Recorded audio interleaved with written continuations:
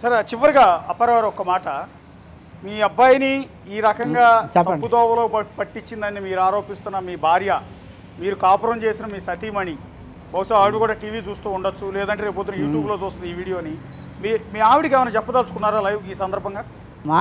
మా ఆవిడ ఉన్నదని చెప్పలేనండి, చచ్చిపోతారని వెళ్ళిపోయింది. పిల్లలు చెప్పి చచ్చిపోయి ఉంటుందని నేను అనుకుంటున్నాను. ఒకవేళ భార్య బతికుండి చూసింది అనుకోండి, నేను నీ వల్లే ఎలా తయారయ్యే పిల్లలని చెప్తాను. అంతవరకే, పిల్లలు నీ వల్లే ఎలా పాడైపోయారు అని ఆ మొక్కే చెప్తాను. నువ్వు వెళ్ళిపోయిందని వెళ్ళావు, సచ్చిద్దని సచ్చావు, కానీ పిల్లల్లో ఎలా తయారు చేసావు, వాళ్ళ జీవితాలతో ఆడుకొని వెళ్ళిపోయావు, నా జీవితం వాళ్ళ పిల్లల జీవితాలతో ఆడుకొని వెళ్ళిపోయావు చెప్తాను. అంతవరకే, ఇంకేం చెప్పను. ఓకే అండి అప్పారావు, మీరు ఆరోగ్యంగా ఉండాలి. నేను ఆవిడ వెళ్ళిపోయిన తర్వాత చట్ట ప్రకారంగా నేను డైవర్స్ తీసుకున్నాను సార్. ఓకే, చట్ట ప్రకారంగా తీసుకున్నాను.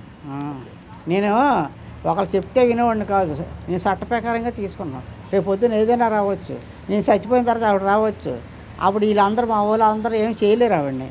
అందుకే చట్ట ప్రకారంగా తీసుకున్నాను. అది ఆఫీస్కి వెళ్ళిపోయి ఒకలేడు ప్లేట్ చేసి నా పెన్షన్ ఆవిడ పేరు రాయించుకోవడం ఇలాగ అన్నీ ఇబ్బంది పెడుతుంది మనం డైవర్స్ తీసుకోకపోతే. పక్కాగా నేను డైవర్స్ తీసుకున్నాను కాబట్టి క్లోజ్ చేస్తాను, అక్కడ చాప్టర్ క్లోజ్ చేసేసాను అంతే.